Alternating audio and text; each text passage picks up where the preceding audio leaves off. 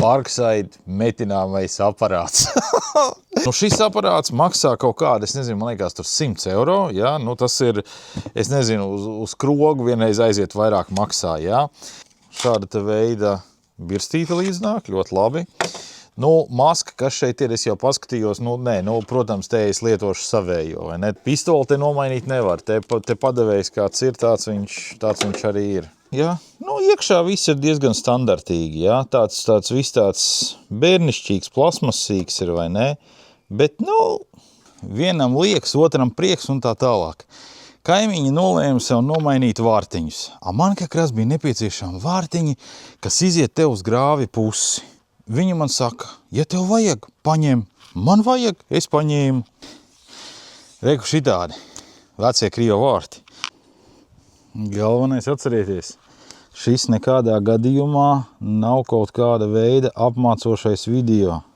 Šis video ir tīri priekam, ko es pats taisu. Ja jums kaut ko vajag darīt, pasauciet profesionāļus. Viņi visi izdarīs, kā vajag. Šī nav pamācība, kā vajag metināt. Šī ir pamācība vairāk, kā nevajag visu to darīt pašam. Vajag pasaukt profesionāļus, kas to visu izdarīs.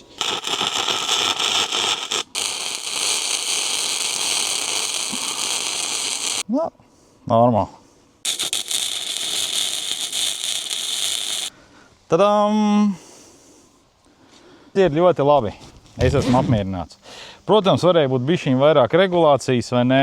Varēja būt gan stieples padevs regulācija, gan stipruma regulācija, viss kaut kas varēja būt. Te ir uztaisīts viņš tipa tāds, nu, uz automātiku kaut kādu, ko viņš pats sev galvā izdomā. Bet, nu, come on, viņš nepilns 100 eiro maksāja. Un es domāju, ka priekš tās naudas viņš savu darbu izdara perfekti. Nopūtīsim nedaudz ar gruntskrāsu.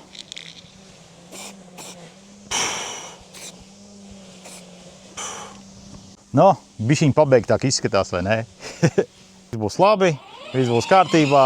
Ja nebūs kārtībā, tad būs savādāk. Davai!